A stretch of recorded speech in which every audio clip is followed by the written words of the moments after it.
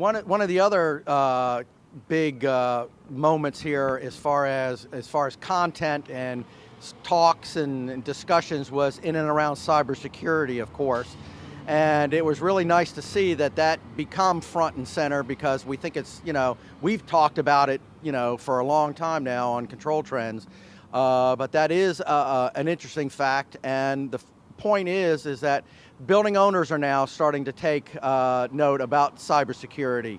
And I think, the education that we all have been doing, Fred Gordy, us, all of us, and others, I think is starting to resonate with building owners and some of the system integrators out there as well. Well, I sure do, and I think it's a good segue into our first guest coming onto the show, is that you have a very important first step to make, and one is to acknowledge that you can't, like you always said, security through obscurity is a doomed approach towards cybersecurity. So you need people that can explain this conversation well enough to make people move, commit to action. And I think our first guest coming up here that you'll introduce, they've got a real intelligent approach, and they've got a very simpler, I have one of the scorecards. Get your building cyber safe secure. Get your building's cyber safe score. So they give you the opportunity to do a good, bad, and ugly using a very simple but important methodical approach towards determining your vulnerability and then taking action. And they can provide the steps you need to secure your networks and your buildings. Well, that's a good segue. First guest is going to be Tom Shircliff, principal, one of the co-founders of Intelligent Buildings. And what's interesting on the cyber side, and that'll be part of our discussion, is also the fact that they are consultants, and that the consultant side has starting to see cybersecurity as an issue and something that they are addressed. So join me in welcoming Tom Shircliff. Dun, dun, dun, dun, dun, dun, dun. Yes, yes. Musical chairs. I'm humble, thank you. So Tom, welcome. Appreciate you taking the time out in this gorgeous, gorgeous afternoon here in San Jose. And before we get into a couple things, from the consultative perspective, and again, you bring a whole new look at certain things that I do, or Kenny, or Eric, with our background and our businesses. What did you see, and what really stood out at this year's conference this year for you guys? Well, a couple of things at a higher level, and one, it was as many people as I think we've seen in a long time. It was totally packed. And then also in some of our sessions, we asked the audience, who were first-time attendees. And in some cases, half or more raised their hands. Wow. So we have a core group that always comes back and is really pushing things for the industry. And I think we had a really big new wave of attendees here. And really, I think they were here to learn, but also there were a lot of people taking action. They were looking for solutions. They were going to pick somebody and do something. So I thought it was a very active conference this year. Also, I guess, too, I asked this to Ken and to Eric, is there one thing that really stood out in your mind, just from a technology perspective, that really caught your eye, that you guys are going to keep your eyes on over the next 6 months, 12 months, and things like that? Yeah, I think so. We've all seen the emergence of analytics and the maturity of it, and that continues to march on. There's a lot of runway there. But the thing that intrigued us was water analytics. And that is something that we're seeing. We've seen it, big water treatment, that kind of thing. But what was interesting is to see solutions, and we're putting consulting time into this at the chiller and cooling tower level for how it not only relates to water usage, but what is the energy relationship there. And what it turns out is up to 1 to 3% of your total energy spend can be wasted just on inefficient pipes in your infrastructure. Not only that, we've learned that there's life safety issues with Legionella, and there's asset life issues. So that is a really, really big area with very little attention that's been paid to it so far. Well, I had heard or read something recently where they said water's the new energy. And in this whole new shift on water or concentration in water, how about conservation and conserving water? Is that part of what you're seeing as well? Yeah, so I mean, there's a sustainability aspect to that for sure. Also, the cost of water continues to go up, so there's a business side of that.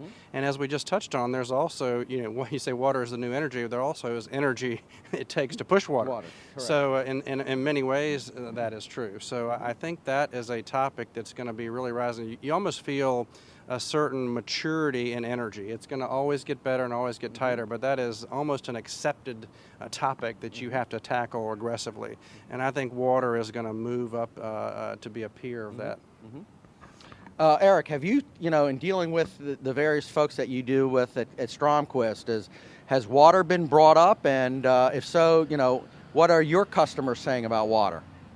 Well, I think for years we've sold BTU systems and water metering systems, and if you sort of think relatively about the cost of gas now, maybe into the cost of water, I mean, think about it. You go buy a gallon of gas, it's a certain amount of money. You go buy a gallon of water, you're paying more for the water than you are for the gas. And when that sort of dawns on you that you're doing that, and everything Tom's saying really holds credence, I think there's a great opportunity there to integrate the water saving solutions. Obviously, Kenny and I both sell variable frequency drives as you do, Mark. That's one way you can conserve water by having the chiller be more efficient. But so I think there's a dynamic of the sustainability, the energy factor, but also the quality of water is huge. So water filtration and stuff like that could be big too.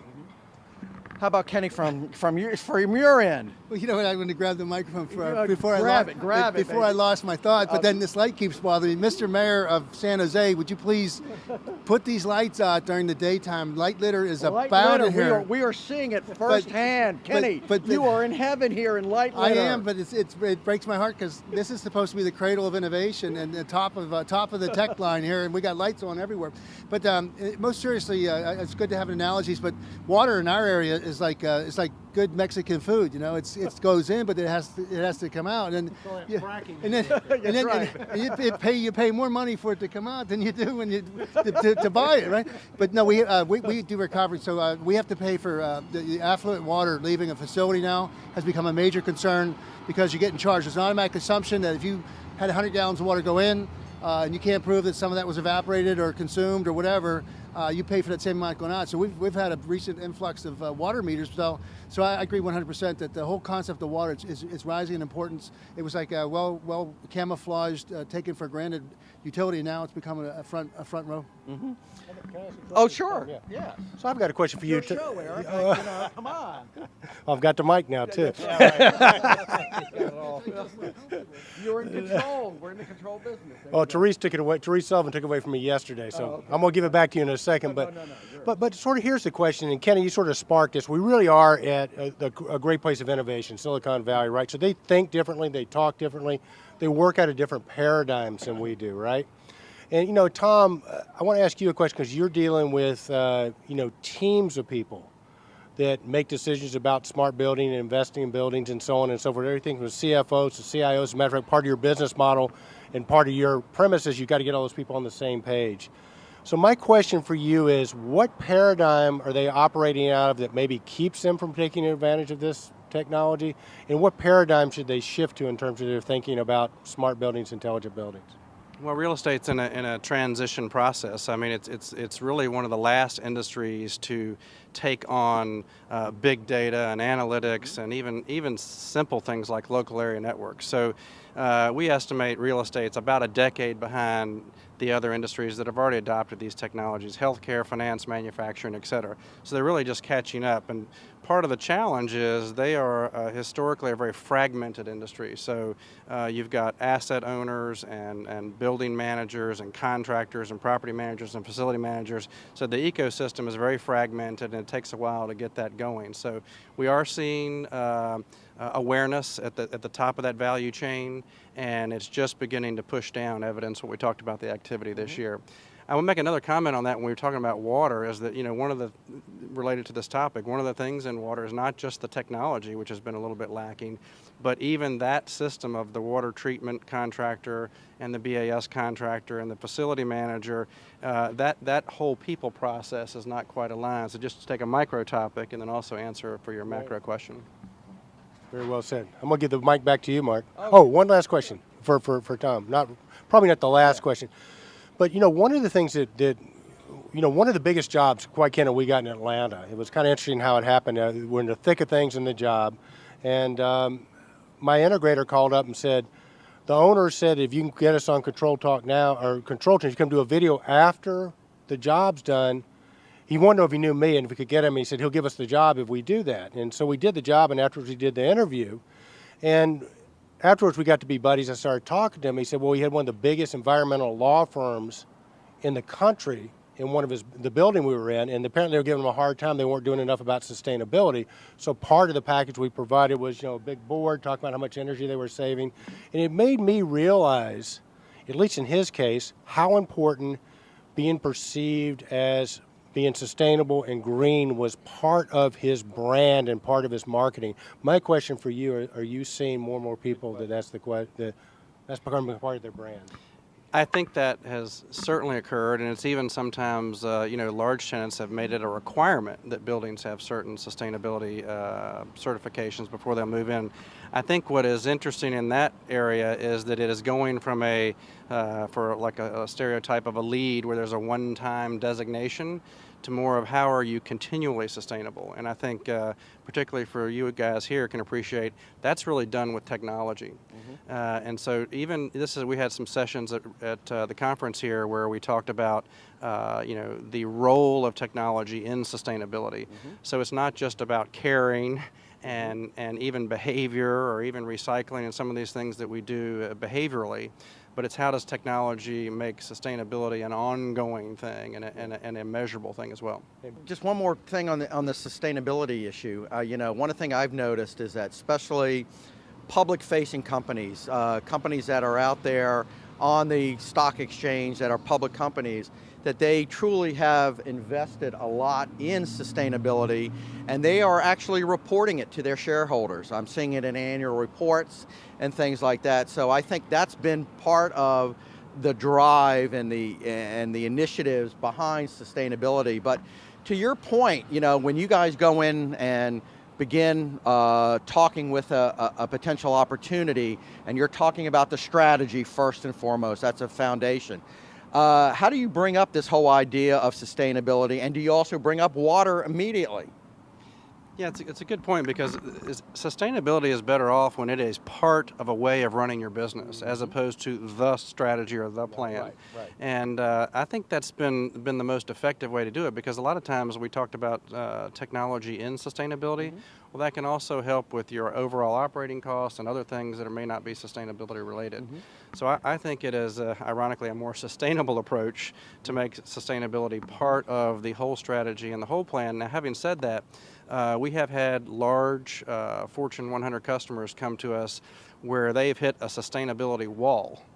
And they needed technology to punch through, and yes, it would save energy, but they were more focused on their carbon numbers than it was on operating cost or energy. So just an anecdote where they said, we've gotten rid of space, we've changed behavior, we've done all these things for sustainability, and now what? And they really wanted what we thought was energy technology, but for sustainability purposes. Good.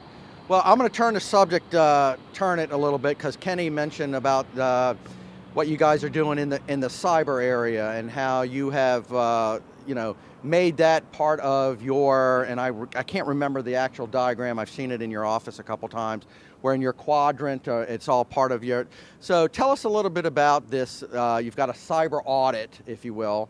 Tell us about that cyber report card type thing that what you guys have instituted, and tell us a little bit about it. Yeah, so sometimes in the cyber topic, everybody gets all caught up in firewalls and penetration testing and all these IT things that can be important. But our surveys really cover that plus the other aspects that are critical. We talked about the people. So what is your internal policy? What are your internal networks? What are your contractor policies?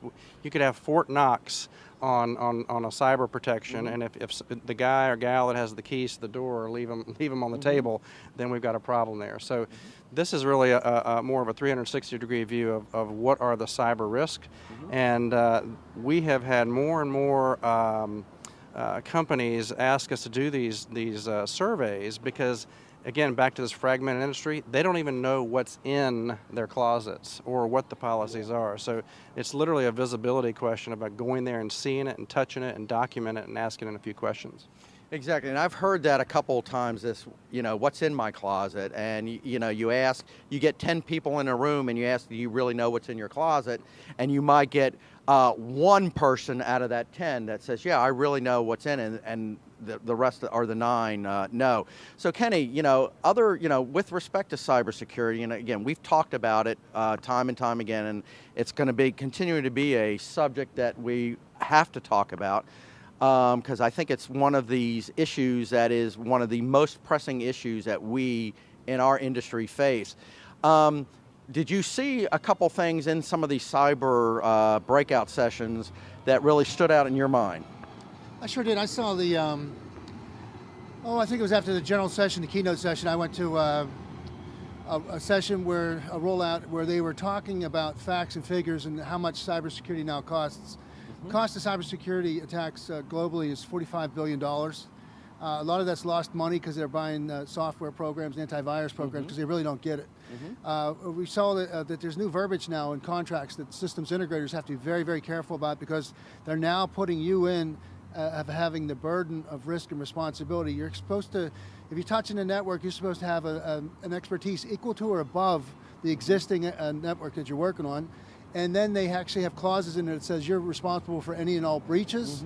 You're responsible for any repair required. You're responsible to notify the public, make apologies. In other words, you better get really good at some kind of you have to have a stance. So and this is a layered thing. So you have from the C-level down to the people that aren't. We were told that there's agencies that hire people going into office buildings. They have no access control. They can walk around anybody's desk, and if they see an open computer, and they give you 3 strikes. But if you're caught 3 times not complying to the cybersecurity rules of your particular organization, that's grounds for dismissal. So I mean, we're seeing a whole new opportunity for, and to me, and I hate to say it, monetize it, but I think this is where we all play a role. I think like some of the top master systems integrators, like these guys that they're coming on next, they have solutions. I know that you all have some physical solutions with the Cyber Pro. I mean, everybody has got to make a move, and it's a teamwork. It's layered. So there's no single party, and the systems integrators can no longer walk away from it. They have to they have to incorporate that into their knowledge base, and they have to become maybe not experts, but they certainly need to know what they're doing, and then know who are the experts to get them involved. So Tom, on the sorry, Eric, one question for both you guys.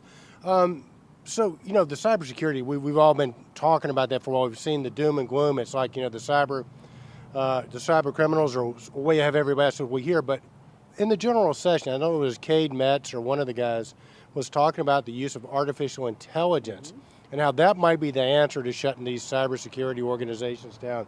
I want to ask all 3 of you: does that give you hope? What you heard there?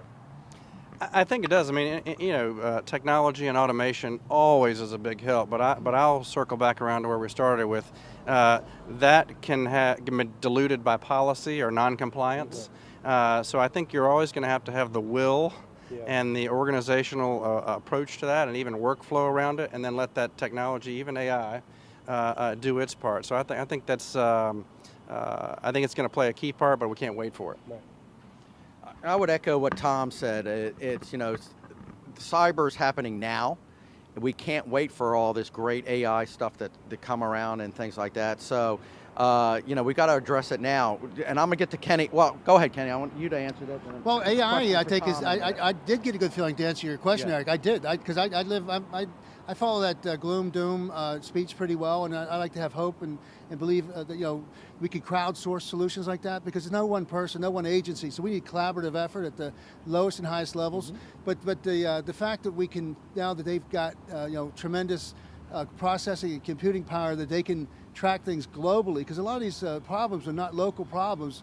And therefore we don't think about them locally, but we're all being subject to them. We're all paying the penalties for it and the price. So to see that we have some sort of a team, that our government says we can't do it. You assert, I go in there every day. I get all the notifications, and basically everybody is saying that there's too many the black hats and not enough white hats, and there's not enough dollars being thrown at it until they actually do that and budget money.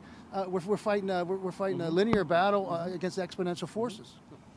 So Tom, let me ask you this: when you get into an engagement potential with a new client, and you bring up the topic of cybersecurity, which I am sure you do as part of your learning process or the process that you guys do, what's the reaction with most of the people? Are they, yes, we got to do something, or you know what, I'm not worried about cybersecurity, especially on my buildings and my building side. I don't really care, it's not going to happen to me. The types of answers we've heard for several years, and so from your perspective, when you bring that up, what's the general reaction? Well, almost no one has awareness of it, as we've all been talking about. And I want to say what Kenny said earlier is that, just awareness and acknowledgement is a step. I don't even, much less all the solutions, just acknowledging that. And it's hard to deny the facts. When we say you have X number of buildings, you have X number of control systems, statistically most of them are connected to the internet, it's just true. So there's acknowledgement of that, but I'll tell you what's interesting is that whether you're talking to the facilities folks or the IT folks, when they hear and get that awareness, they realize that it is so untapped and untouched that it becomes a hot potato. It's almost like they want to put their fingers in the air and say, I'm not listening to a thing you were saying because they've done nothing. And from a department level, do I have budget? Do I have budget? Do I have people? Do I have to make a case for this? And so I know it's a little bit regrettable, but the first thing is it's so big, and I'm not touching it today. I've got to, which is why really you alluded to earlier, it has to come from the top. It's an institutional risk issue, and it's a core mission risk issue. So I think it really has to come from the top, so that it's not a budgetary turf kind of worry. Well, we're going to close out this segment. Tom Shircliff, Intelligent Buildings, really want to thank you for joining us today on this beautiful afternoon. It's been great, and hopefully, we'll see you at the Control Trend Awards coming up January in good old Las Vegas. A good plug for the Control Trend Awards. Couldn't help it, indeed, Kenny. Indeed, Mark. So